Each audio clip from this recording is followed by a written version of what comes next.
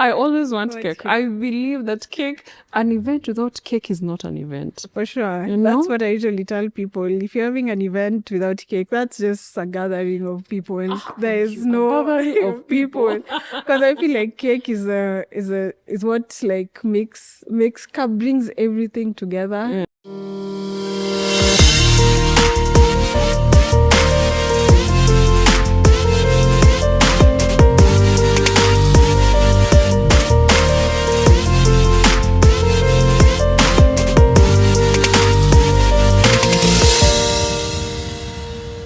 Welcome back to the Bold Path podcast, where we lean into inspiring stories of entrepreneurs. I am your host, Lucy Wanziko Zenga. Today we are joined by yet another inspiring entrepreneur who the first thing that ever made me approach her and her business was the sound or the way the name of the business sounded. Linda, I know you don't know that. Thank you so much for coming. Thank you also for having me. I appreciate that you took your time. Mm-hmm. The Dancing Whisk. Yes. Before we get to the Dancing Whisk, please tell me who you are and also all the amazing roles that you do and all the accolades that you wear. All right. As you heard, I'm Linda Achieng. I'm the proprietor, the CEO of Dancing Whisk. Actually, Dancing Whisk Africa, because we intend to grow beyond borders, just not servicing Kenya. Yes. Yeah. Yes. And apart from that, what else? I'm a mom of one lovely little girl. And what else? You're also into events. You want to forget that. I want to forget that. I think I keep on forgetting because I tend to have a love-hate relationship with it. Yeah. But yes, I'm also an events manager, coordinator. Mm-hmm, yeah. Mm-hmm. And I've mainly specified in doing your corporate events, especially in the MICE industry, that is meetings, incentives, conferences, conventions, and exhibitions. That's where my expertise lies, in events. I love that. MICE. I've never heard of that before. You learn every day. For sure. Dancing Whisk. Where did you get this name? So first off, before Dancing Whisk, I used to have a different name. Mm-hmm. It was, I think, Lishville Delight. And I think I got it from my mom. My name is Linda, right? So my mom calls me Lish from when I was small. So I was like, just add the Ville at the end. I had no idea. So one time, I think in uni, somebody was like, that name is, it's not giving. It's so basic. Yeah, it's not, I just know. So I went and did my research for almost a week and I came up with Dancing Whisk because I realized when you're mixing with the whisk, the whisk is actually dancing in your hand. So Dancing Whisk. And that was it. It's so unique. I've never heard of it before. I think you might be the only one. I hope you have it trademarked, something. Yes. It's registered, so no one steals it. Yes. In fact, many people, after they heard of the name, they were like, you need to trademark that name because it's very unique. Yeah, I think the only person I've seen is a baker from abroad, but here I've not, because I think so far I've just done the name search and I haven't found a new one. So wow, I have it's mine. Wow, I love that. When did this idea of even entrepreneurship come into your life? Were you always entrepreneurial? And actually, Dancing Whisk, what exactly do you focus on before you even get to the entrepreneurial part? Dancing Whisk is a home bakery. With time, I want to expand. I want to open a coffee shop. That has always been the dream, even apart from baking. That has always been the dream. So it came from the Dancing Whisk is first of all trademarked, and it's a home bakery, and the name is yours. No one is taking it. Yeah. Home bakery. Every time you're thinking of starting something like baking, you don't think of doing it at home, and I think a barrier for many people into getting into baking is that I won't be able to afford a shop. Yeah. How do I go about that? But you decided to start at home. Yes. Were you always entrepreneur, or when did even this thing hit you? Did you always bake, or where did this come from? Yes, so I've always baked for I think as long as I know. I think I was born baking because my mom always gives a story of the day she was in labor with me, she was finishing a wedding cake. So also my mom is a baker. Right now she doesn't bake. She just admires what I do. Oh, nice. And says, "What? Kumbe, even me I would have been like this if I was more serious." How long did she do it for? For I think until I was in mid-primary, she always did it. She's for some time that was part of the income for her, for us at home. Yeah. So you were learning as she was doing I was learning as she was doing it. I was always that child who loved to be in the kitchen. Anyone is in the kitchen cooking because I love to eat also. I was not so. Yeah, and I also part of it was because I also lived with my grandma, and she said like, if you love to eat, you have to learn how to cook the food. So it's very true. Otherwise, you won't afford it. Exactly. So that's how I ended up seeing and learning how to bake. Then I started doing my own things in the house. Those the time I think my first cake. Ilitokea ka biscuit. We usually make fun in the house. We say that was a weapon. If you were hit with that, you would die. As in, it was so And we were using a jiko. And that time, I was I think 7. You baked your first cake at 7 with the supervision of my grandma. She told me you light the jiko. She supervised all that. Then I mixed the cake. I had no even recipe. It was based off me seeing what is being done. What? At 7? At 7. Please never joke at ulitengeneza weapon. At 7, what was I doing? I don't think I even knew how to boil an egg or cook tea for that matter. And I think for us it was because I was also with my friends and we were playing. And then we used to do the Kalongo Chabama game, but ours was more, at some point we became more daring and it became realistic. We want real food, we want to eat. So it would be those people like, watu wanasha jiko, we go steal makaa, we cook. So one day I was like, I think I can make a cake. Because we used to play and say, today we have a party. Every day was a party. So like, instead of making a mad cake, let's try and make a realistic cake and see what happens. Even as young as you were already doing events. Oh yeah, sure. I hadn't thought about it. I was saying you have a love-hate relationship with events. I hadn't thought about it like that all this time. So if we can go back to that, to the events, is it your background or is it something you also learned from seeing what your mom was doing? No, events, I went to school, Kenya Poly, what they call nowadays Technical University of Kenya. That's where I learned, that's where I studied events. I did a diploma and a degree. Okay. Yes. I don't think even people know that you go to school for events. Yes, even when I was in school and telling people that I'm doing it and they ask me, so which course is it? I'm like, Bachelor of Science, Events and Convention Management. And they're like, oh, okay. But with time, it started catching on because Moi University also introduced it for only diploma. I don't know whether they've advanced it thus far, but yeah.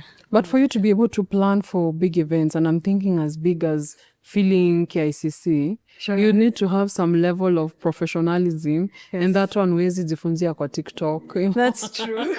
I think that's why we went to school. Yeah. Yes, because you actually go out there and you realize, oh, wow, it's not just attending events. Because I think for me, anyone who knows me, I really love going for events.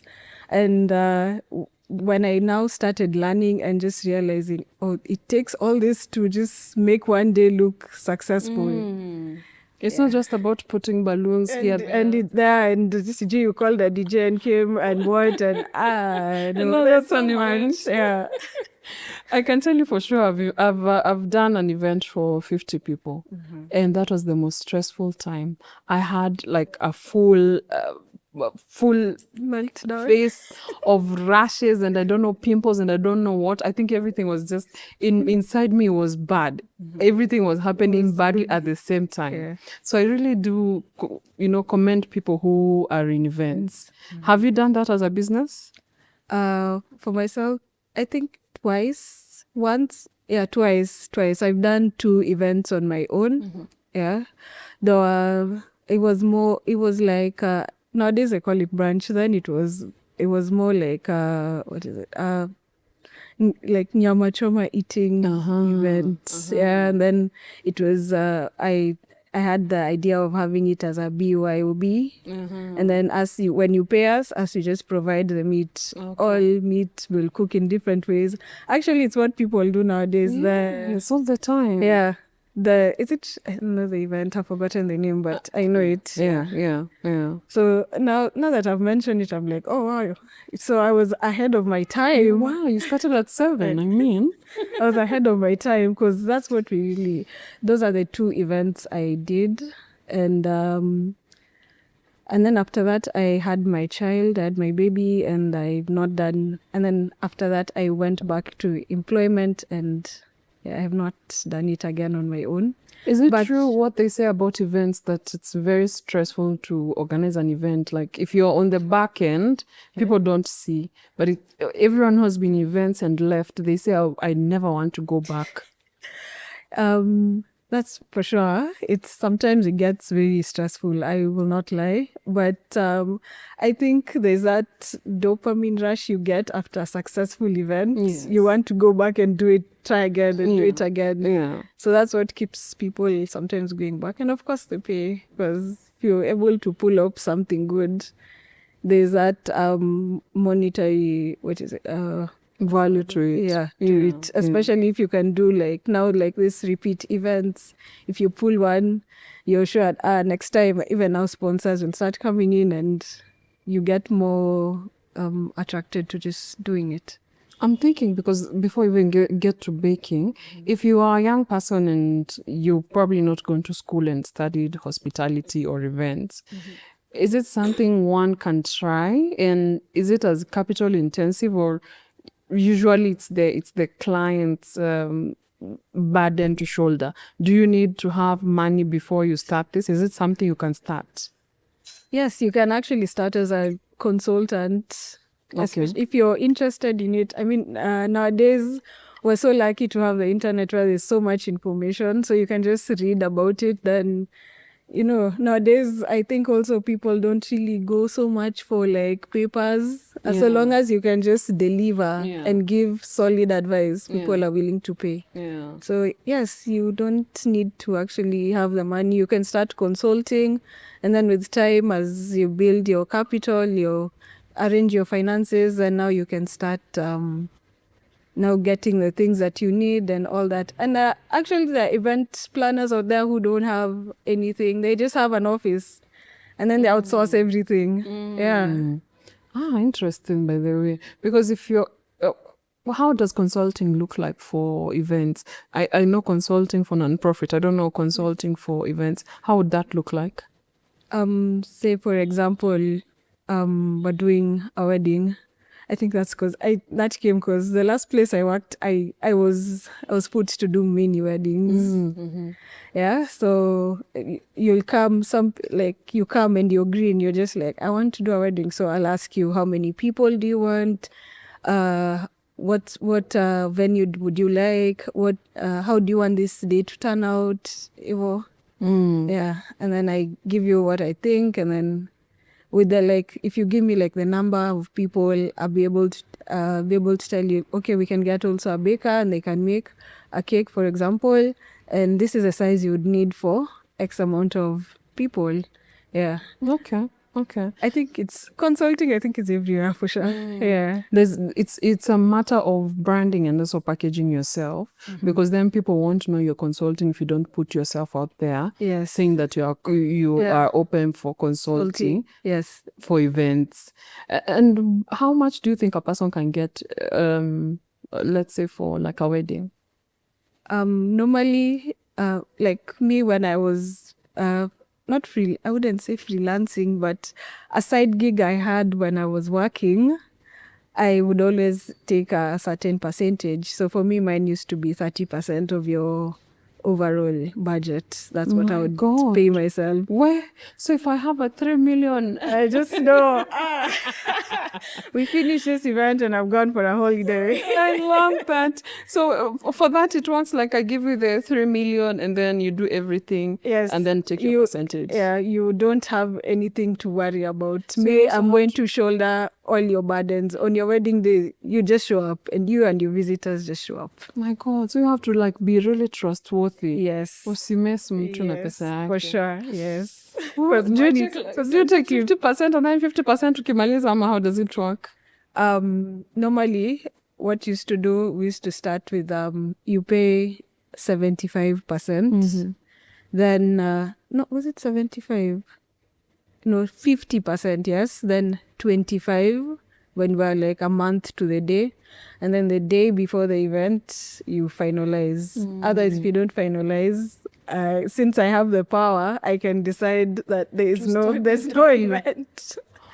Oh, interesting. Though I've never been caught up in such a situation. Yeah. I'm glad, and I wouldn't want to. No, usually when you have an event, you want it to go well, so you don't want to play with the organizer. The organizer and the day. Okay, interesting. You did this for how long? Working in you worked for someone. You worked under someone. Yes. For how long did that for? I worked from 2013 to 2020. Okay. 2020 is the last time I did events. Oh, because of COVID. Yeah, exactly. And our industry was the one which was the worst hit. I can imagine. Yeah. And it came at a point where everyone has like, it was quarter 1. Kila mtu ako na plans zake za mimi mwaka inaenda. Yeah. It was so... How was it for you? First of all, I think mine was, I don't know.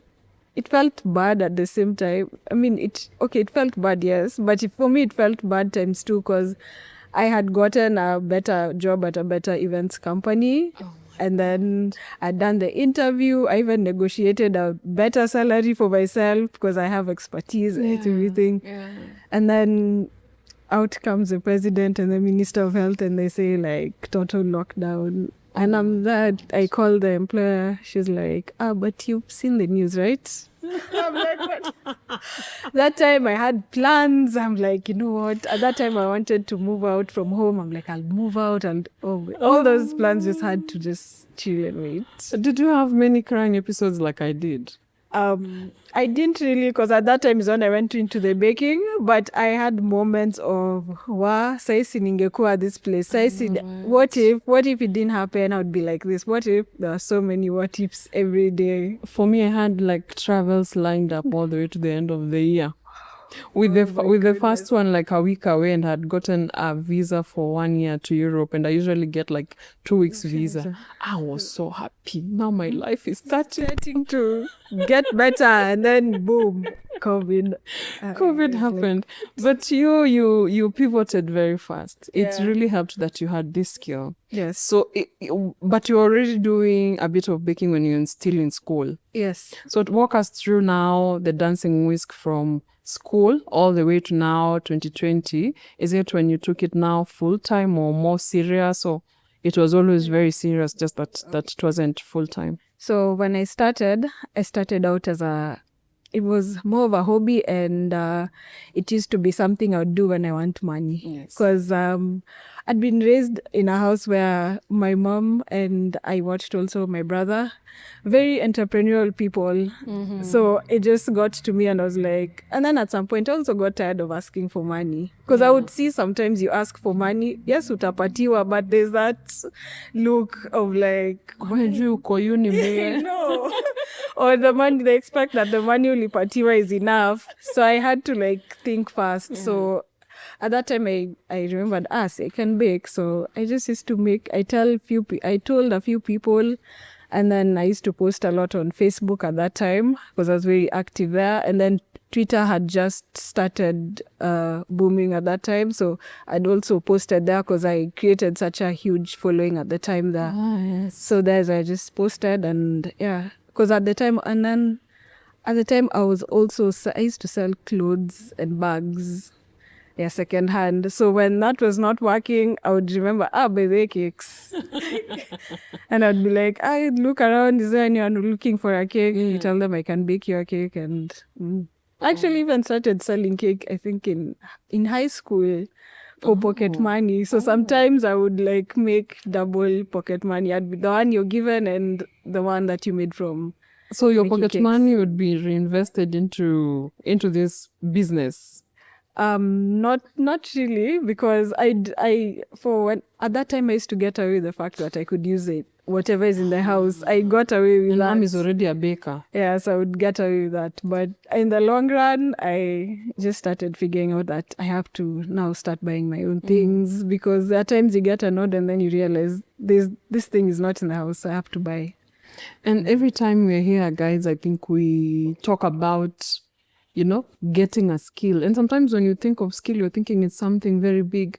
It's not as big as you think. It's your everyday, daily things that you're doing in the house that you could capitalize on. It doesn't have to be now you are a sales and marketing experts, like that's a good skill to have, but it doesn't have to be that. It can be baking, it can be plumbing. Can you find a way or someone who can help you develop this skill? Because you want to work on things that people want. Yes. And I always want cake. For some reason, I always want cake. I believe that an event without cake is not an event. For sure. That's what I usually tell people. If you're having an event without cake, that's just a gathering of people. There is no gathering of people. Because I feel like cake is what like brings everything together. Yeah.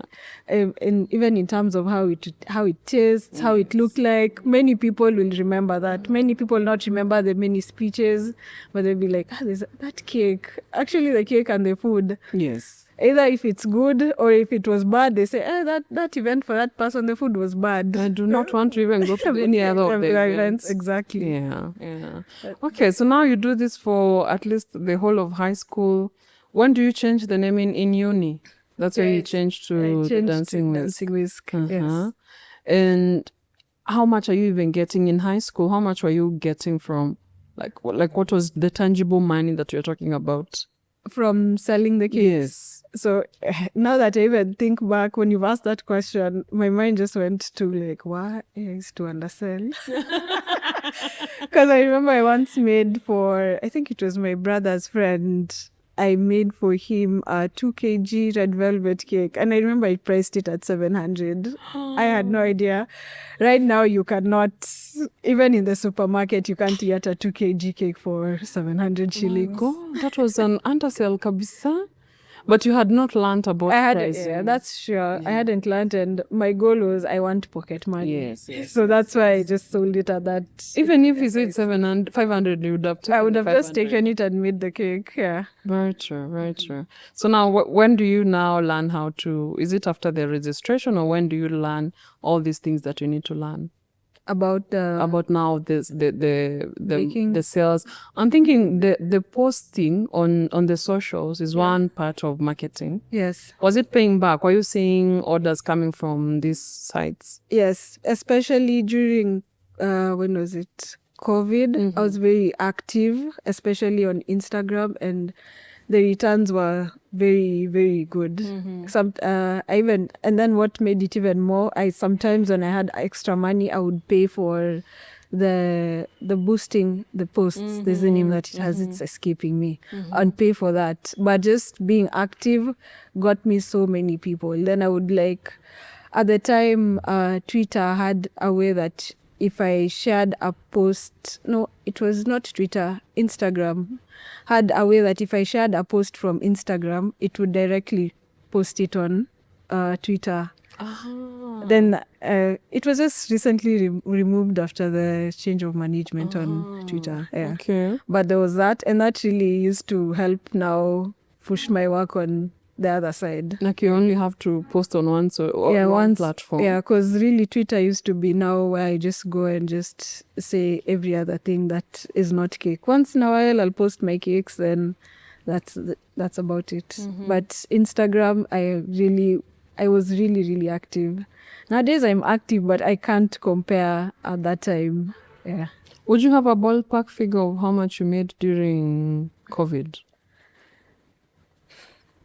Yes. Do I? It was good amount of money. I'm like, do I want to say? I don't live and then I'm told COVID millionaire. But yours was clean money. It was clean money because let me just, when I think back and the way everyone was saying like COVID was hard and everything, for me COVID is the time my business grew. And I remember one time I went to the M-Pesa statements, and then at the time I think a friend of mine convinced me to open a Standard Chartered bank account, and I would always, whatever profit I would make, I would move it there. So one time at the end of the year I opened both and I was like, oh my goodness, all this money has passed through me, and then this is what I have in my, it was just, I couldn't believe it. Did you go to 1 million or past 1 million and above?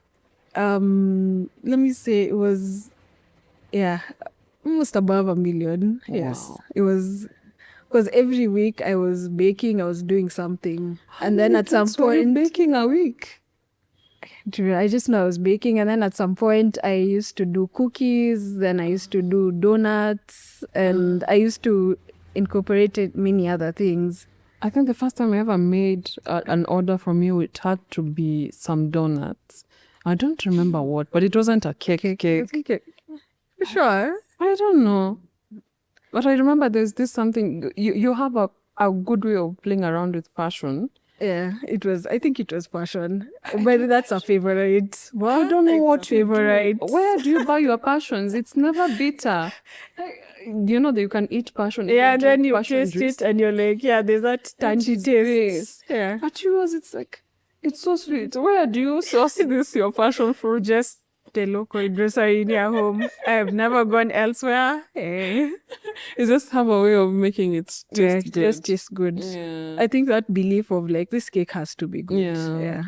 Now 2020 works very well for you. You're seeing enormous profits, which is really good. And being that you're also baking from home, it really helps. Yeah. Is 2021 the same way all through to 2025 that we're in now? No, towards the end of 2020, things started now a bit changing, because, during when COVID hit, everything was subsidized. So like I think that's even where I made most of the money. Prices of almost everything went down. So I was able to like stock up and save up also some money on the side. But as the world started opening up again, prices started going back up again. And now the spending power, people had savings, they have used up all their savings buying cake and everything else. Then now it realizes, hey, my money is finishing, now I have to start. We did a lot of events in COVID. I think it was the worry of I might die and I've never not done this, so let me do it now. Yes. Yeah. So now people, I think spending power started to reduce, so orders started to go down.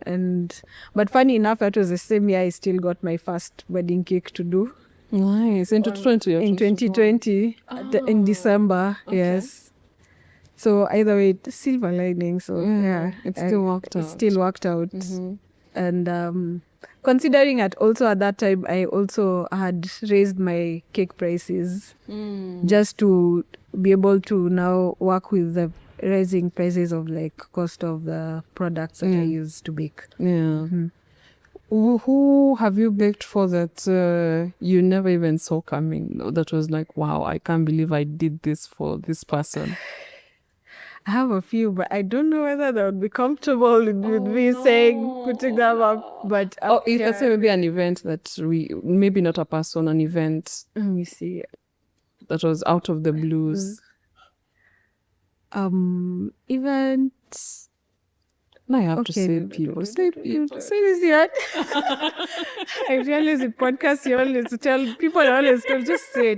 I'm like, No, we don't want you to lose business. If they're not comfortable with it, it's okay. But you've done those major I've points. done major ones, especially from let me say at the time somebody who was high in the government, one of their relatives reached out, and it was just I remember I was in the bus and then I saw an Instagram DM, "Hi, do you make cakes?" And then I looked at the name. I'm like, I remember I even went and Googled it just to confirm, and I'm like seeing this is the son of. I was like, no way. And they paid well, I hope. They paid in full. Nice. Did not negotiate. Nice. I had no. They are not even following me. So I was even like, how did you even find me? Yeah. But again, I was like, well, my work speaks for itself. So Your work speaks for itself. Yeah. And your name is so captivating. You just want to know, what does this dancing whisk do that is so different from everyone else? So that also helps. The name for helps. sure. Yes. Whoever gave that idea, we shout out. We give them a shout out. Was a lot of Pinterest also involved there, and a lot of what I used to post. By the time I was coming down to Dancing Whisk, I had two names, so I did like a poll. I had the other one was Flower Girl, so some people actually still call me Flower Girl because I use it as my name on Twitter. Yeah. Oh, interesting. I love that. And then I was also going for like names which have puns. I really love a good pun. I really love. So I was looking for that. So Flower Girl and Dancing Whisk, but Dancing Whisk really took it for me. Yeah. Has social media and posting and marketing on social media changed over time? If you compare to 2020 to now, are you still doing the same things that you used to do then, or it has changed totally? It's changed a lot, especially I think like for Instagram. Instagram requires your videos to be and photos to be very aesthetically pleasing for the algorithm to push it out there. Then back then, like 5 years ago, the algorithm just did not care. It just needed you to be active. That's all. There's that layer added to that, and then also that you need to be very active. Like mine asks me to post like every day. What? And even like cheers me when I make like a post. So it's like, tomorrow by day, remember? Take different angles of the cake you're making now. You'll need it for sure. So it's even now made me like now invest in how I like the space where I take my photos, because I want this, when I post this video or this cake photo, I want it to be pushed out there. Yeah. So what other learnings have you seen on social media that you think, if a person is starting out on probably a passion project, or like, when you're in a company, then it's not just you, but when you're home, it's your kitchen, it's your business, it's very different. Have you had some learnings that would be helpful for someone who's wanting to start out? Yes. I think you also need to be able to, how do I put it? Be like human and be able to relate, with the person who you're talking to, whoever is going to watch that video. They need to feel that human side of you. It's just not cakes. Yeah. So you need to add that layer of like, one time just randomly throw in something random that you did during the week that is not related to your business, so that people feel like, oh, she's actually a normal human being. She's not just all about cakes. She also goes through the same things we go through. And for me, that has really helped, especially on TikTok. It's really helped my growth, because I would post videos of me baking and I would just yap about things that would happen. And that would push it more than it would push it more, because now you find people commenting and they're like, and they ask, oh, even you've done this, some DM you, and they talk, and you meet people like your friends are like, I never knew you were going through this, and Exactly. I think you also became more human to me with via TikTok than all the other socials, because we could not see who is this person behind the business. Yeah. But with TikTok, you kind of have a human element to it that was not there. Yeah, that's a really good thing to Yeah. for people to learn. I actually learned that from an old friend, because even at the time he was starting to do TikTok, and he was more of talking about marketing. So I just ceased to watch how he do like his videos. Then I would be like, okay, maybe I could incorporate this. And then there's also another TikToker. I think he's called Wanyoes. He does not cake, food. So the way he used to element of like the jokes inside and I was like, I could actually do that. And also because of you showing us your other elements of life, like the making of kombucha, has also brought about other businesses. Yes, it brought about other businesses and a whole lot of other now followers who are now there for the kombucha and not even the cake. Yeah. How did you come about the kombucha, by the way? Was it also taught or you learned it on your own? That one was taught and also just interest. So my uncle also makes kombucha. So when I kombucha for a person who doesn't know, it's a probiotic drink. It's just like yogurt, the probiotics, but now kombucha is made from fermenting tea or coffee or anything that has caffeine, basically. So you can experiment with whatever you have. Personally, I think I have done so many experiments. I've done coffee, green tea, hibiscus, chamomile. I have gone the whole way. Nice. Yes. Which is the best seller? Now for kombucha, I don't sell. I usually do it for myself. Okay. But it's something I'm looking to start doing. Many people are pushing me to do it. Please do it. And I'm also just getting, I think, that nudge from the universe, like, why don't you just try it? What if it works out for you? I didn't even know you don't sell all this time. You see, I even told you, I don't know why I didn't even request for kombucha. You mean you don't sell all this time? I just make it for my own consumption. Very interesting. Yes. Very interesting. Actually, when I started making kombucha actively last year, and that was because I remember I went and visited my cousin. Then I also found she's making now the daughter to my uncle. And then she was like, here's a piece of SCOBY. Why don't you go try and see how this works for you? So I tried it and it worked. And then at the time, it caught me at the time when I was trying to reduce my alcohol intake.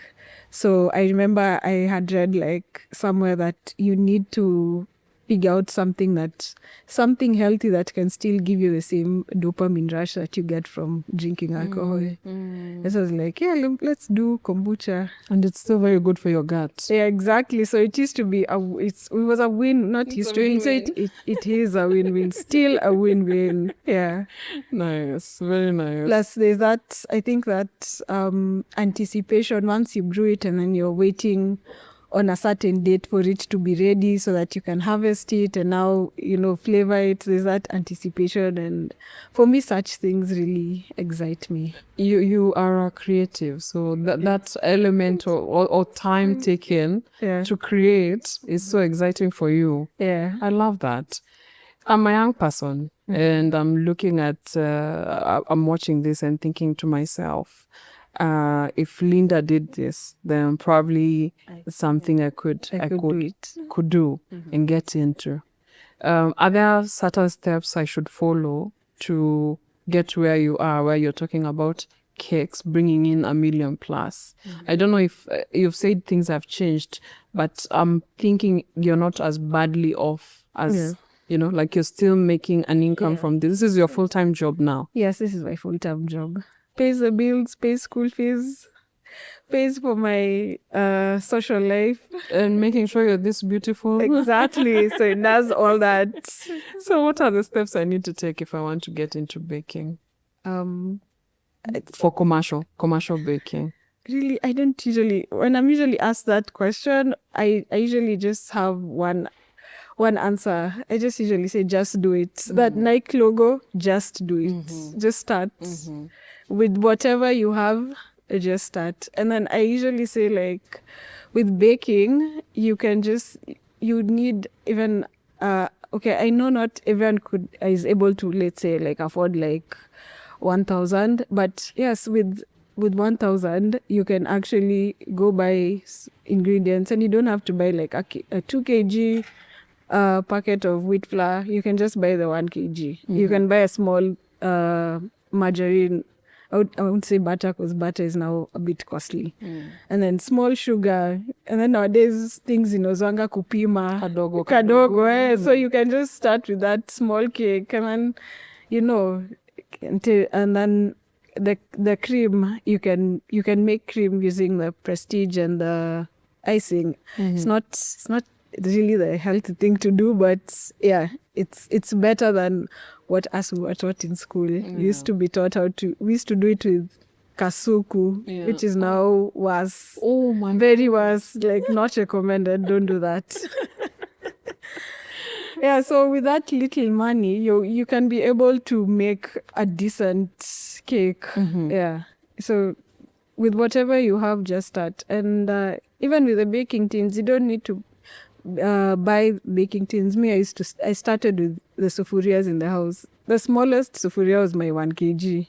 Interesting. Because at the time when I started, I didn't even know the cake supply shop. Then I remember on Twitter, I saw another lady who bakes. Then I asked her, then she told me about one shop. Then one shop closed down, I found another shop. And then suddenly now I know like almost all the chochoros of getting supplies in this city. Like, do you have to change the tins over time? It's not just one you buy, and like the one I bought when I started baking. In 2020, I've never bought another one. Well, now it depends. Like now, us who do commercial baking, we buy the Juakali ones. So from time to time, it's like a walk. You have to season them so that you can create that longevity for them not to wear out. Okay. Yeah. Interesting. So just do it. Yeah, just do it. Just start. Just start. Even though people say what, just start. Yeah. And you're not the first person who said this. Every guest who has been here has said, just start with what you have. Yeah. Don't wait for things to align before you start, because you might not even know how to bake, or you might know how to bake, but you don't know how to do the decoration. Yes, the decoration. So these things, you have to make these cakes and actually, like learn on the job. Yeah. And as you learn, you keep on perfecting. Yeah, because like I know there's a lady I follow on Twitter and also on Instagram. She does banana bread, and when she started, she'd always tell me, when I grow up, I want to be like you, because I can bake the cake, but I don't know how to decorate. And right now, she's baking and decorating cakes. Every time I see she's posted a cake, I just marvel, and I'm like, wow, growth for sure. Because at some point, she just believed in herself, and she just started decorating it. Yeah. Did mom teach you all these things, including decorating, or you had to learn that at some point on your own? I learned the decorating part. By the time I was learning the decorating part, she'd stopped baking. So I remember like my first cream I made was so watery, and I remember calling her. And I was like, I'm trying to ask her, what do I do? The cream is running, as in then she now has to explain and all that. Yeah. Okay. But yeah, that was about it. And I remember you had told me backstage that you did go to learn something on baking. Was it a course? How long was the course? It was 1 year. I went to Valentine Cake House. Valentine Cake House have a school, a baking school that is entirely for baking, and that's where I also learned how to do my costing, how to make profits and all that. That's where I learned also that from. How much is it now? Right now I don't know how much it is, but when I started, they had the course, it's diploma 1 year, but now it's been divided into modules. Okay. So if you finish 4 modules, that's when now you graduate with a diploma. Okay. But you can just choose to do one 2. So I did all 4. There's basic, intermediate, advanced, and masterclass. So I did all 4 of them. Okay. Yeah. Nice. I love that they teach you how to do your pricing and all that. Yeah. Because I think that's one avenue where, as an entrepreneur, when you're starting out, and for a skill like this, kama hujaenda shule, it becomes very hard for you to know how to price. Yeah. The way you sold that friend of your brother a cake for 700, I mean, ata ukinunua all the ingredients, I'm thinking it's 700. Even at that time, it was more than 700. So for you to, but you might underprice yourself because you feel like ni kama naibia mtu because no one has taught you. Yeah. Yeah. Would you also be open to teaching someone if they were to ask you or come to you? Yes, I've actually taught not a few, many people. Okay. Yes.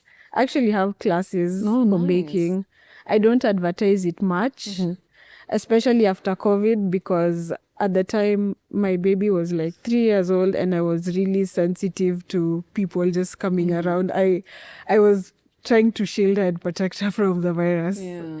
But there are people who've like invited me to their place and then I go, I teach them, and yeah, I actually have a lesson plan. You choose what you want to learn.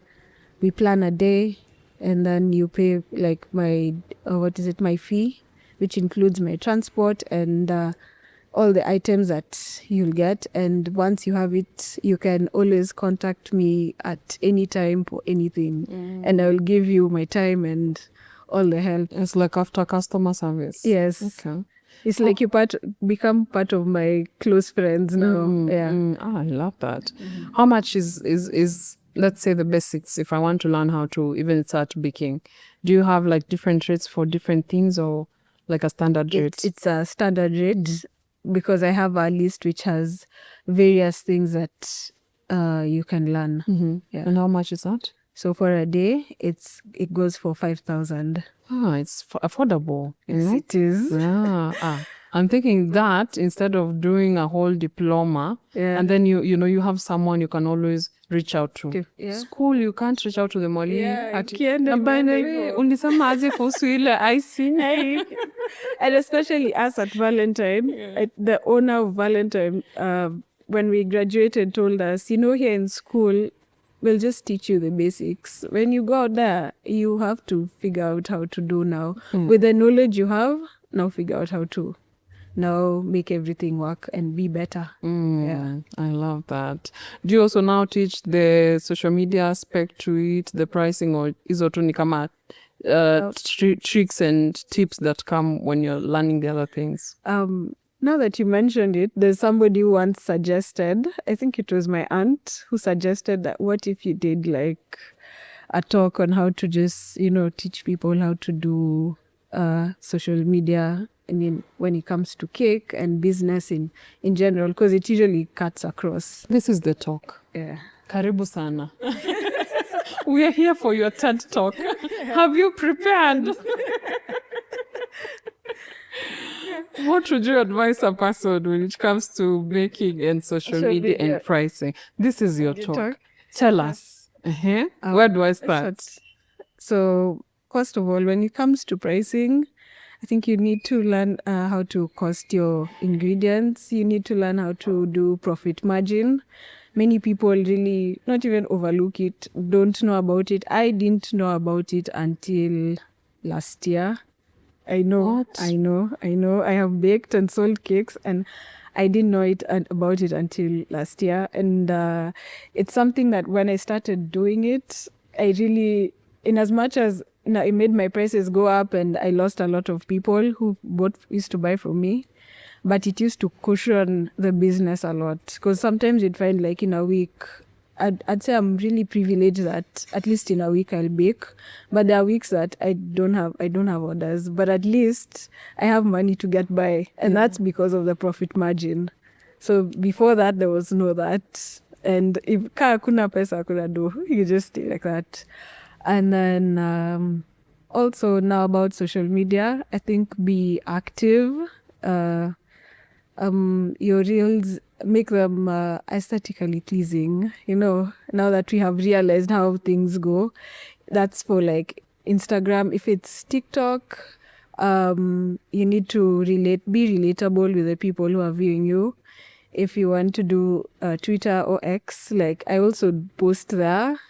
I just usually like talk about how I felt about when I was making a cake, because there, like, I don't post a lot of videos because people watch, but it's not many people. But pictures, you're able to see, and yeah. So there I usually just share like, oh, when I was making this cake, I thought about this and this and this, and it really helps. Because I one time got an order from someone who said that, I'm actually ordering from you because I like how you post your cakes. It's like it tells a story. Yeah. And I was like, oh, that's how you feel? Nice. I just thought I was posting because, when I was making the cake, this is how I was feeling. Yeah.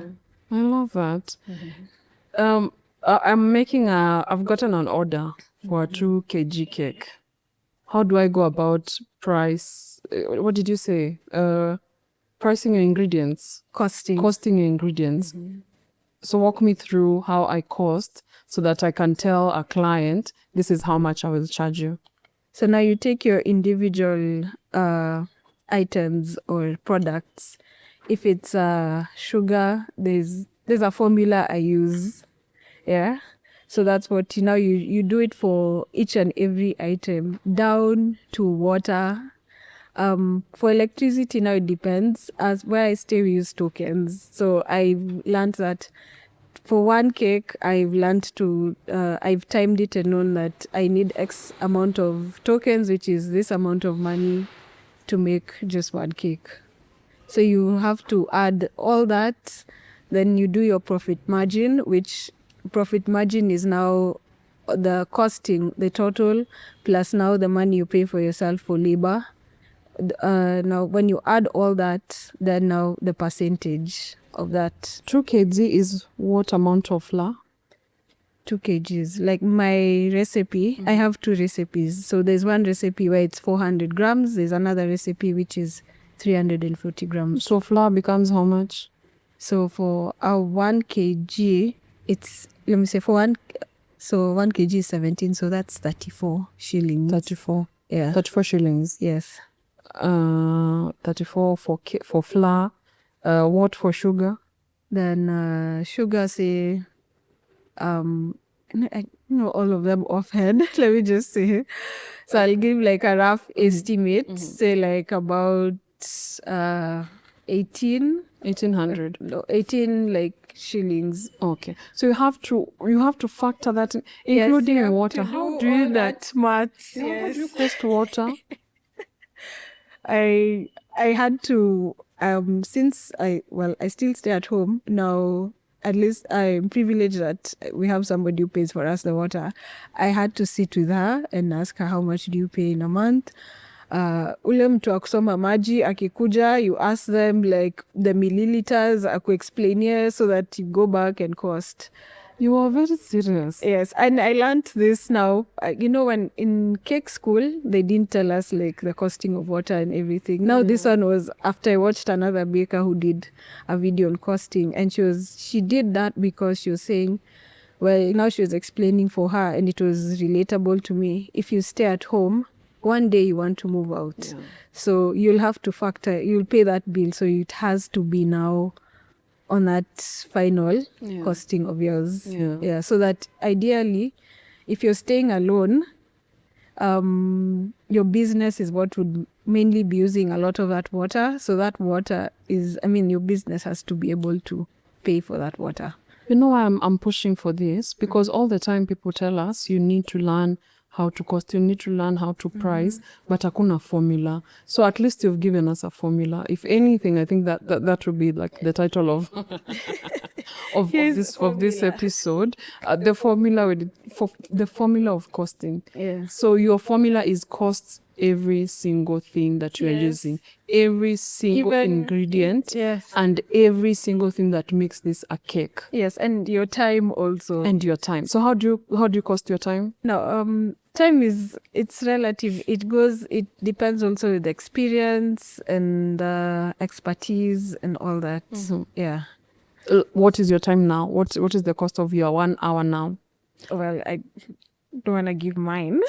You can. It helps someone. But I'll give like a random figure. Okay, let me give what I used to what I started with. Yes. So when I started out, I think I'd charge my labor used to be 400. So 400 is equals to making a cake for like to bake a whole cake. To bake and decorate a whole cake, I will need about 4 hours. So I would charge 400 for that. No wonder you had to charge more. To change my ways. That is extremely low. Yeah, it is. I get, and especially if you're charging your time, then maybe you don't need to do it in Kenya shillings. Maybe you do like the minimum wage, US size in dollars, and then convert that to Kenya shillings. And maybe to make more sense. But then now I understand when you say it becomes more expensive. But your cakes are very good. Thank you. And you give your all. I've never bought a cake and thought to myself, I don't like the texture, I don't like the cream. Like everything is done to perfection, and everything is different. I'm thinking because there's a time you even sent me like cupcakes. There was a birthday. The shit cake. Oh, it's called a shit cake. Because I remember it because that video really. I did a video on it, and I recorded myself making it, and that video really went viral, and I think I got several orders of the same thing from that. Guys, and also send me your order. Send me things.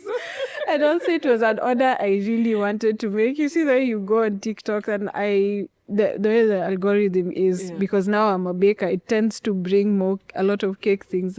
So you're seeing everyone is making it. You're like, hey God, it's even me, just one person. And it's already over. It's like dead. It's no longer there. Now we moved. We already. Where are we now? What is the trend? What is trending? Right now we're doing like the shimmery cakes, the ones which have the glitters. And the one you light, and then the ones with the sort of melts. There's that one, and then just the normal, it's just a cake, but you spray glitter on it. And normally the videos, if you've seen, they're usually shot on low exposure, so that the cake is glittery and all that. So when you come home, you have at least to have some darkness. Or you need to set that's also another thing that baking has taught me. I have learned to, use my phone to its full capacity. The camera, I have learned to use it to its full capacity. Nice. Yeah. Very nice. Okay, I love that. I think that's a gem. You've just given us a gem when it comes to what it takes to do your pricing.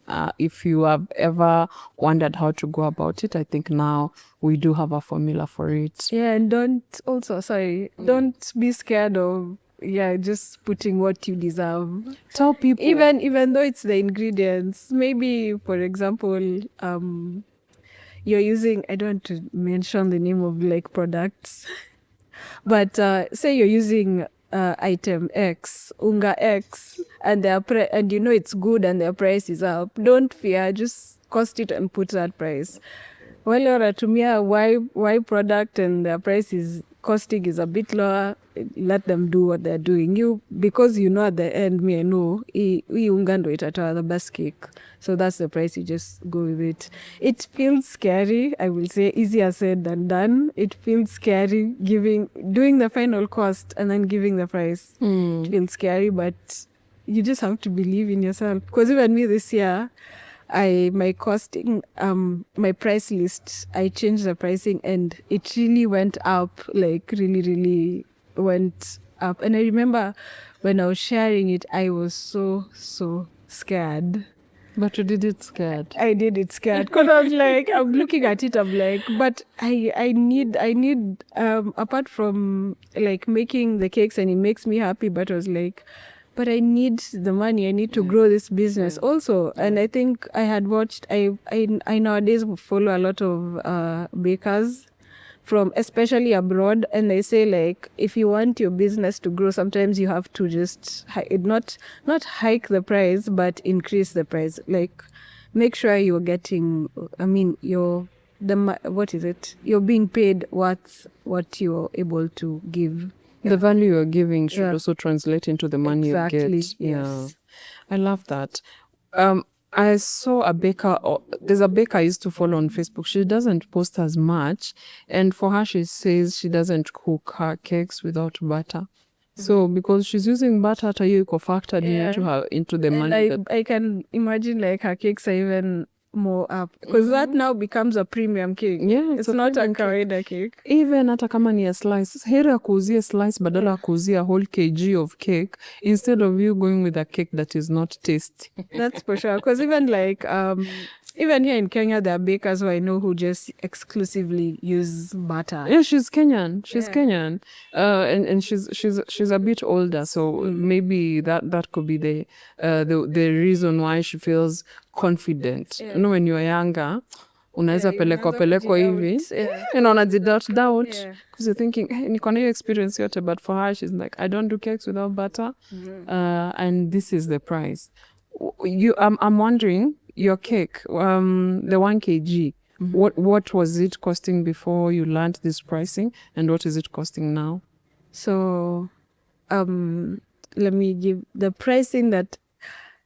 No, okay. Let me see. Then I'll add on. So when I made my first price list, and that was in 2018, I stuck with that price list until I think 2023. My God. Yeah. Upon your shide meals, yeah. I didn't even afford your cake, I'm thinking. So I started that time. I think a cake was I've always remembered my prices. My price for a kg of cake was 1,200. Right now, a kg of cake is 3,000. Wow. And 3,000 is on the lower side because my friends who bake their cakes are higher. Yeah. And we're using the same ingredients, no butter. Same ingredients. You don't use butter? Unless somebody requests, then we'll make for your cake. I thought your cakes have butter. You really do well. Actually, I've gotten that a lot because I've made buttercream with even margarine, and my friend always tells me, but it tastes like it's butter. But I'm like, I just don't know. Maybe I'm just gonna take. I eat cream because I'm like, oh, you're not tumianga butter in my life. Paying that small price. But also, I think I also don't use butter a lot because I've branded my business as dairy free. Because now I realize I want to create a niche. I want to target people who are trying to avoid dairy products. Dairy products. Yeah. Okay. So now I waved on to the side of non-dairy cakes. It's even like on my bio, non-dairy cakes. Okay. So if I don't use butter, and even my cream, I use the cream I use. It's whipping cream, but it's not made from dairy. Yeah.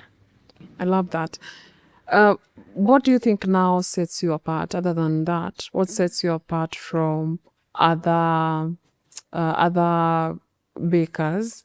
And do you think, as you're coming into this business, or you're to grow your business as a baker, whether you're home or you have a shop, do you think then you need to have something that sets you apart? Yes, that's back to the niche. You need to have like a target audience. Actually, that's the word. You need to know who you're targeting, or I'm making products that are targeting this kind of people, or I'm making these cakes because this is what is going to sell for me. It's going to make me the money that I want. Yeah. And your people now know when they come to you, they're getting cake that is non-dairy. You're not using any dairy products. Yes. So whether you're lactose intolerant or you're just not into dairy, yes. then I know you're my person. Yeah. Have you thought of also getting into non-wheat, or that is also, is it difficult? I'm also getting there. Like yesterday, I could have asked you for a cake. It was my partner's birthday. I would have asked you for a cake, but there it does not do it because of health issues that have come with age. And I was wondering now, who will I go and tell ati nataka keki yenye si ya wheat? So I did an oats cake hapo kwa nyumba, and it was such a hit. It was such a hit. I didn't expect Lisha out. Even the guests, they really loved it. And it was like an easy thing that I whipped up.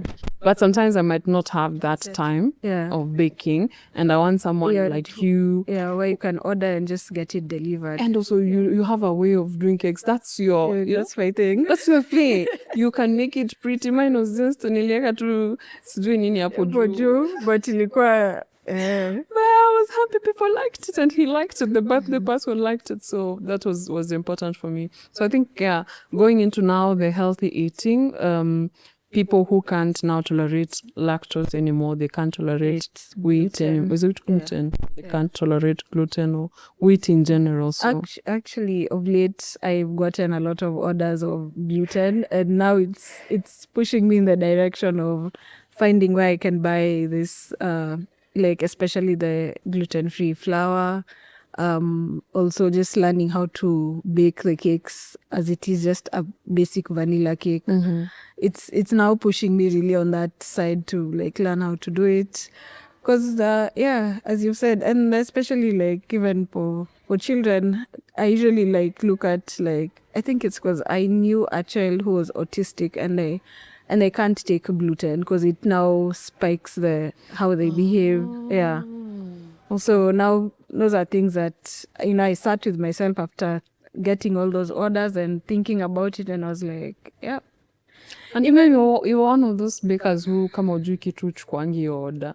There's an occasion mine I can't do that. I was like, I don't want to fail you, especially if it's like, not even, let me not say especially, somebody's ordered from me before. Just integrity. I don't want to, because I've been on the other hand of failing to deliver something that is looking not right, and I would not want to go through that again. It's an embarrassment even to you. Yeah, especially in this era of social media. I think I got trolled for 3 days.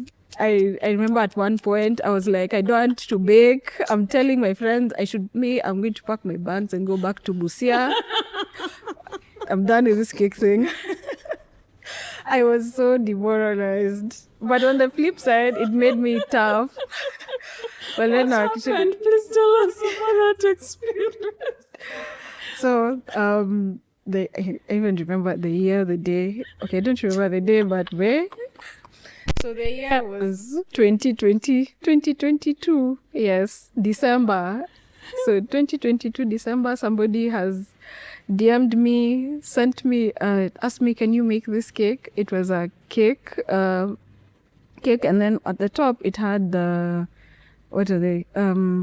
These fondant figurines that we sculpt for Anna and Elsa. Yeah, Frozen. Haya, sasa mi nikamwambia, okay, I can make for you the cake. So normally I have somebody who, when I'm too overwhelmed, I outsource them to make for me the toppers. Okay. And I sent her the picture and I told her, mi nataka kama hii. Haya, so I even paid her in advance, because that client, since they trust me, paid me in full like a week before. So even I got the order, I paid her like, we have a week, tengeneze kitu. Haya, so I've made, so the day of the cake, she sent me the toppers. I remember looking at them and I was like, ain't no Elsa here, man. I was like, who are these? But then again, I'm like, but art, people will understand. I tokeangi venye original work inatokeanga, right? Yeah. So I'm like, was you consoling yourself? I'm like, come buy, put it and I'm sending it. And the client is like, Abu, send me a photo. And me up there, like, with my chest sent up. What? I remember that day I was so busy. Right now I can laugh about it. That day I felt like the world was ending. I can imagine. So I sent a photo, sent it to the guy who made the order. So that day I was busy. So I've sent it. So I put my phone away. Normally when I'm baking, my phone is either on silent, or if I'm using it like I'm watching a video, normally I'll put it's not DND. I think with the iPhones you can change the the times when the notifications don't. Yeah, so I have one. Focus. Yeah, focus. I have one called business. So I usually put it on when I'm working, so I don't get notifications. So I'm just there doing my thing. Kidogo, I decide, let me check notifications. I'm seeing people are like, you don't worry, everything will be okay. I'm like, oh, don't worry, what is happening? So I said, nifungue tu niangalie. Wow. This guy posted and said, I don't know what this girl has made. I've shown this to my daughter. She's even crying. I'm like, oh my goodness. Wow. It's one thing, even like, I have friends, I think the same year, I think I went for it wasn't like, there you have your friends and you're like, it's Sunday, you don't want to go out, you're just chilling in the house. One of them spotted me and was like, so you're the one who made that cake. Everyone starts laughing. I'm like, oh dear God. Why? I think I even saw it trending. I just didn't think it was that you. thing was even I think, and then I'm in a group where we bake. I remember Mbaka, we had a conference call. People are consoling me, don't worry, it's Twitter, people are just mean. I'm like, It was Twitter. Oh, even worse. People roasted me, people drained with it. I think the day if I because I usually tell myself, I don't think yes you believe that people who don't like you, but you don't want to think about it. But that day I believed yes, because even people who don't talk to said today is the day. They are commenting. Giving their perspective. What? I'm there, I'm just like, I remember even my friend called me and he's like, and ujue tulikuwa tumekosana, but since ameona venye mambo iko, I just wanted to call you to tell you I'm sorry, I've seen what is happening. Hey. Oh God. What? That day I saw fire. That is crazy. And then at the time I didn't have the skill I have now for communicating. Like communicating or accepting what happened. I in my normal element, something that I'm really working on, I get very defensive at times. So I'm like, but I told the client, I'm not commenting, and I'm like, but I told the client that it haitatokea venye ina nini with the original. Kwanza, now that aggravates everyone because they're already mad. They're already mad. Now your people is quite sorry. Exactly. Like, I just say sorry. I'm like, how am I saying sorry?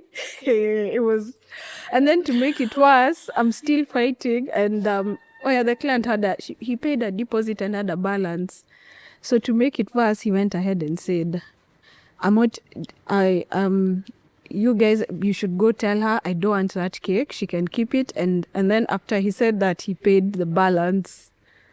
So ile akwambia, like, Kijua, I am so disappointed in you. Oh my God. And he said whoever wants can go get the cake from her. Did someone reach out? Yeah. She took it. I'm very sure none of the trolls. Now she calls it, she's like, siliniona nilikuwa na kutetea. I'm like, kutetea nani? I saw you over there just laughing with those people. That's so interesting. That sounds for the book. That one is for the books. I have never forgotten it. Every time, because it ended up also toughening me up. I had to learn that sometimes you have to let it go, because I remember now day 3 into this, now the guy who made the order was not the one who was receiving. He was making an order for someone, for his friends. So the owner of the cake, I was doing a party, so now ametafuta watu, where you'll take care of this, hivyo. So the one for the cake, so I send him a message and I'm like, why are you saying false things about this cake? Oh yeah, by the way, full, what is it? Disclosure. Right now we are friends. Not really friends, but I have done business to that person and I've sent business to him also. Like, we came round. I think it's just realizing of like, it's business, bad day at work. So I sent him a message and I'm like, why are you people still trolling me? This thing siliisha. And he turns around, he's like, where unijui? Mbono unanisumbua? Now he sends a screenshot of the DMs. I'm like, Jesus. That friend of mine who called me the first day had told me, please, he was like, please, Steve, don't talk. They've sent you the money. In fact, now leave them alone. pigia simu akaniambia, you, I don't know what to do with you by the way right now. Akaniambia, in fact, don't call me if it's about this cake issue. And I think at that point I was just like, you know what, I have to let it go. It happened. Yeah. But I know for like the following 2 weeks, I was really scared of baking. I'd get into the kitchen and I'd start shaking. I'd get very anxious. I would pause and leave and walk away from the kitchen, take a break, come back. That thing really threw me off. And people don't know when you're just making fun of people and joking and saying, and I see people hata wanakuja kwa hii podcast wanaandika mavitu hapo TikTok. Really, you don't know what your comments are doing to someone. Yeah. For me, really, I think I've developed a thick skin. I say I've been embarrassed enough in my life not to care now what you say. Sorry, yeah. But not everyone is like that. For me, when it happened now, from that time, even though it's not business related, I'm like that one moment developed the thick skin. It made me very like, you can't tell me anything. Because even I get people who like make fun of my teeth because I have like crabby teeth. And I'm like, no, they have been here things doing my teeth. Please, if you know my teeth are not doing the way what they should be doing, please just give me a PR for dentist, whatever. What are they called? So me, I'm like, at some point, I'm like, you know that joke they say, "Ni sisi ndio tuko." I'm like, "Ni mimi ndio niko." I've had the chance to get braces, but I don't. And my teeth has nothing to do with my skills. My skill, and it's just me. So and I want to ask, because of all this, and you're saying that you didn't have some skills that you figured out because of this issue.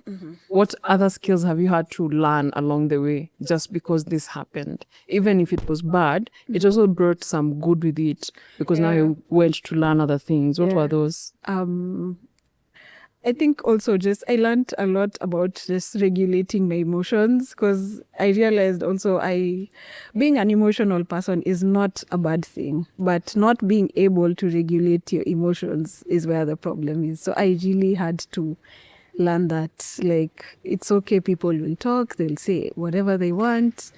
Yeah, they have free will. They will do what they want. Yeah. But it's up to you to decide, will I lean into this or will I just like say that, by the way, Stucky, I won't be dealing with this.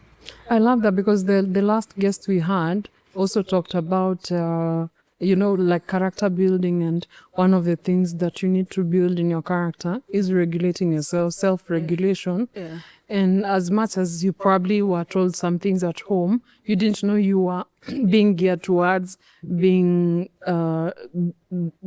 aware of your self-regulation. Like, it's just self-awareness, really. Yeah. So once you're self-aware, like, this is the issue that I have, you find ways of tackling that. How to deal with it. And you're building your character at the same time. Building character to associate na other weird things. But this is it. Yeah. This, you becoming stronger, you figuring out how to do your cakes better, or you just saying, no, I can't do this, I don't want to get... Because you'd have done that cake, alafu uni disappoint a great deal. Na tingekuwa hapa saa hizi. You know. Yeah. So I was like, I think it came after that one. So I was like, I can't. Yeah. You know, if I can't do it, I can't do it. I learned to overextend and overpromise, and then the person even I was relying on to help me was the one who made the funny figures. So I was like, no. But for a hot while, I did not speak to her because it was so funny. My mom used to make fun of it. She still does, because she says, like, the way the complexion of those two dollies zilitokea, they were like looking a bit lighter than even the complexion of Elsa and Anna. So she would make fun and say, wanaka wale wa mama wa River Road dance we sell that in a mkorogo. I think she used to say that was the only consolation that would make me laugh, because even now she just saw this thing, like, really, it really broke me. Yeah. And even sometimes she would say it and it's not funny today. So other than now the over-promising and under-delivering, but also that made you learn some few things here and there, what are that, and the pricing that you also learned, are there other challenges you have faced in your business? I think okay, yes, but that's like personal, like especially with time. I have over the time I have since become I would say like a better timekeeper. For anyone who's going to watch this and has ordered before, there are people who get like good day, the orders come on time. Then there are days they're like, what is happening? But then again, I realize it ties back to also like the self-awareness, learning how to regulate yourself. I'd be one person who'd get anxious and I would totally slow down. Shut down. Now, a cake that would take me like probably 15 minutes to decorate, a simple cake, I'll take almost an hour because I'm panicking, I'm shaking, I'm all that. But now like I have learned to like avoid situations that trigger me. If I start talking to somebody when I'm working and I'm seeing that it's going that way, I'm just like, no. If it's something that is urgent, I'm like, can we have this conversation later? Because right now I'm working and this goes wrong, it's a ripple effect. And my client won't want to hear it. Ulikuwa anxious. They'll tell you sorry after many other days. They won't even say sorry. Inakaa joke. Unaniambia uko anxious na mimi namgojea keki. So like, I remember even there's one client who told me like, she doesn't like when like people use the excuse of like, I was alone with my child. Because she's like, even me, I'm a mom, but I keep time. So what are you telling me? And you took this job and you knew I took it within this time. Yeah. So Yeah. So that's also like I really had to learn how to keep time, and sometimes I'd keep time with maybe my like personal life. That's something also I'm really, really working on. But I usually say for at least the business. And also I think it's also come from also my child. My child is opposite from me. She really, really respects time. If it's this time, it is this time. 5 minutes before, she will remind you that by the time is about. Okay. So it's just even made me, sometimes you just sit, I'm like, hey, nyewe, I need to style up. No, our children of today now are our teachers. That's for sure. Yeah. They're not just learning from us, you're also learning from them. Yeah. Awesome. As we are coming now to a close, I know if you've heard of the Dancing Whisk, you're probably asking, where can I find her? I have an event that is coming and I think she's my person. Where can they find you? So you can find me on Instagram under the handle Dancing Whisk Africa. Also the same for Facebook, though my Facebook is not active. It's struggling. I'm one of those people who migrated the big move from Facebook. But you can also find me on Twitter or X, however you call it, under the handle Siatalinda. There you'll find cake, but there you'll find cakes mixed with every other thing. But if it's cakes only, Instagram is actually the best. I would also give TikTok, but TikTok is like a visual is a visual version of myself on Twitter. It has also everything. Something that I'm even now like trying to figure out, should I start another account? It keeps us entertained. Please don't stop. Please don't stop. Oh, leave that other account away. Let it go. So now on TikTok, you'll just also find me under the handle Dancing Whisk Africa. Yeah. Awesome. Dancing Whisk Africa. Yeah. If a young person wants to get into this and they're looking at you, what would you tell them other than just start? Which has now, we need to change the name of this podcast to Just Start.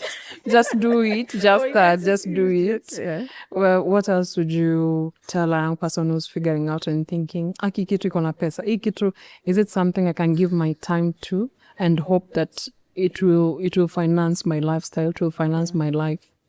I think you need to trust in yourself a lot. You need to believe in yourself. And because even apart from just doing it, you can just do it and you don't believe in yourself. So it has to go hand in hand. You have to, and coupled with every other thing that I've mentioned, like with the time and customer service, how you talk to your clients, that thing really matters a lot. People never forget, and some customers will never come back because maybe you sounded rude over the phone. The cake was nice, but the fact that you shouted at somebody or they tried to tell you something and you didn't listen. Yes, I know the client is, I always say, not right. But even though in their wrongness, just what I do, I usually just keep quiet. Like let them talk. I usually call it I've forgotten the name. It's usually like abrupt silence. So they even like question like, is she still there? Because I don't want to jump in and then now it seems like we're getting into a fight and then you don't come back. I'd rather you speak, then I get everything, then when I've processed, then I'll be like, well, maybe she was right, maybe he was right. No, he was not right. Yeah, maybe they just had a bad day. Yeah, and that's about it. And also just the way even yourself as you carry yourself, because what I usually say at home, like you used to say like face only, but nowadays it's just everything. The way you look, you're the business card you sell. So you need to look like a cake wherever you go. So when you post like I sell cakes, you need to look like a cake. Whether you're a guy or a lady, you need to look like what you're selling. You need to look like cake. Hey, maybe that's what I'm going home with. If I want to look, if I'm selling myself as host out there, I need to look like host. Si ati watu wanashangaa huyu ni mwizi ama what is happening? No, and it's something that even like up until now, because I used to be somebody who would, even when I'm going to the shop kiosk near the house, I would just leave looking the way I'd want. It's reached a point, even though I live with my pajamas, but I'll brush my hair, I'll wear proper sandals, just wash my face, look presentable. Ujue customer ako happy. And they might judge you the way you look. The way you look, they start, will she be able to deliver? There's someone who said, I think on a podcast I was watching, 20% of the businesses that they've gotten, no, the way you look, if you wear well, if you wear a suit for a man, you are likely to get the deal you are going for. There's a likelihood of you getting by 20%. Like you increase your chances of getting whatever you're going for by 20%. Yeah. And for us women, it's the makeup. Yeah. Things that you think hata sijui makeup nini nafanya. Kutoka usiku navanga makeup yangu. Shamelessly. Yeah. Kumbe, you mean all this time it was doing something. Yeah, it does. Because even me, I've gotten work just by virtually going somewhere. Like I go for like a lot of Afro house events and I've gotten like a few gigs here and there because I just showed up looking nice. Yeah. Don't underestimate looking like a cake. Yeah. Also, so wow. I love this. Thank you so much, Linda, for coming. Thank you for having me. And sharing all these gems. Thank you. I know this will be so valuable for people, especially who wants to get into baking and they don't know where to start. Thank you for coming. You're welcome. And thank you for having me also. Awesome. And thank you for watching and being here. Please remember to subscribe, share this with someone who's figuring themselves out and they're wondering what skill to take up. Baking is one of those skills, and as well as other things that come with baking, like customer service, communication, and all that. So hopefully this has been worth your time, and thank you for being here. Until next time, your bold path starts now.